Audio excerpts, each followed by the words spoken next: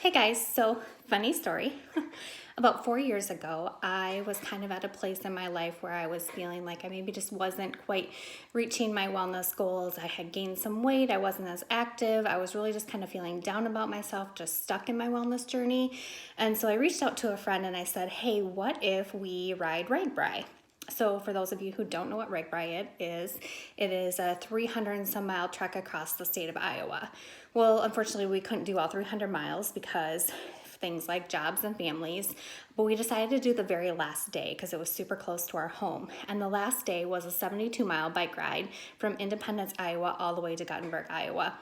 And I was super excited about this because I thought, okay, this is something you can do. This is something you accomplish. Now, when I set out to do this, I set one goal, and that was to finish the bike ride. That was it. That was my only goal. I didn't need to do it by a certain time. I didn't need to be able to do every single hill. If I had to walk a hill, that was okay with me. It just was accomplish it, finish the goal, ride the whole 72 miles, regardless of anything else. That's all you needed to do. So we got up that morning really bright and early. My husband dropped us off at Independence. We grabbed another friend and off we went. And it was so much fun in the beginning, and we were riding and we're stopping in every town and we're meeting people and we're seeing super cool, awesome things. And then we get to Strawberry Point, which is about the halfway mark, and it gets a little tougher. There's a lot of really big hills, and I personally was not physically strong enough to ride all the way to the top of those hills. So a lot of those hills I had to walk, but again, goal, just finish. If you gotta walk the hill, walk the hill. Eat an ice cream cone on your way up. It's all about balance, right?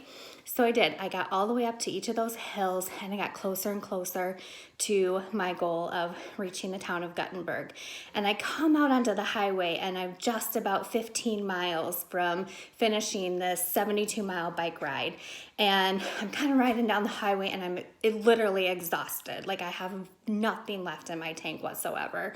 I'm sweaty. My hair is a mess. It's underneath my helmet. I'm literally so thirsty and I have nothing to drink, so I keep trying to swallow my spit, but at the same time my mouth and my throat feel like sandpaper from all the gravel that I inhaled. So instead of swallowing, I'm just like wiping drool off my face, spitting into my shirt, whatever I can to get through this. I mean, there was nothing glamorous about the way I was rolling down the highway at this point.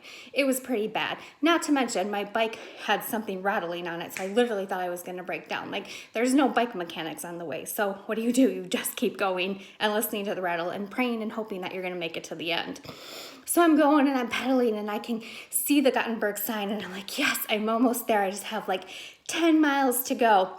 And I'm going down the highway and there's a whole group of RAGBRAIers over to the side, and they're like 19, 20, and I'm like, 30 something, and a mom and gross at this point.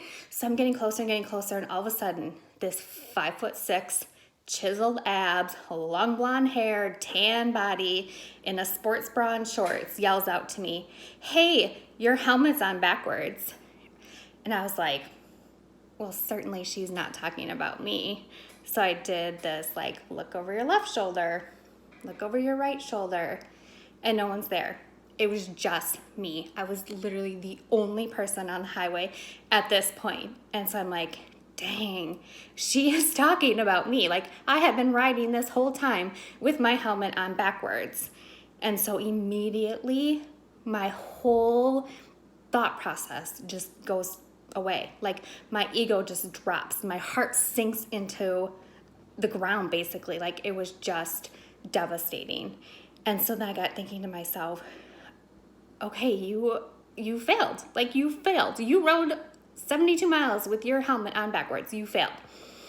Based off of her judgment, her perception.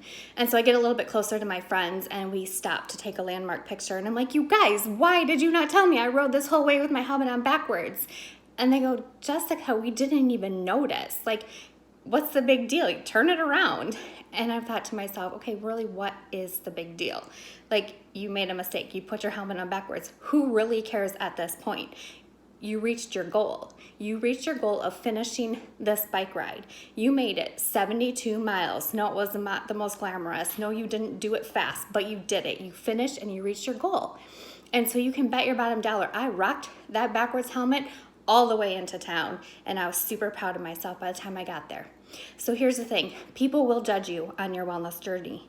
They will judge you, but not as much as you will judge yourself. So when it comes to reaching your wellness goal, that is only determined by you. It is only determined by your mindset, and you are the one who decides whether you reached or achieved that goal. No one else gets to decide that except for you. So stop judging yourself. Stop beating yourself up and putting yourself down for not making bigger wellness strides, and start accomplishing and being proud of yourself and rewarding yourself for even just the smallest parts of your wellness journey, and rock that backwards helmet all the way through.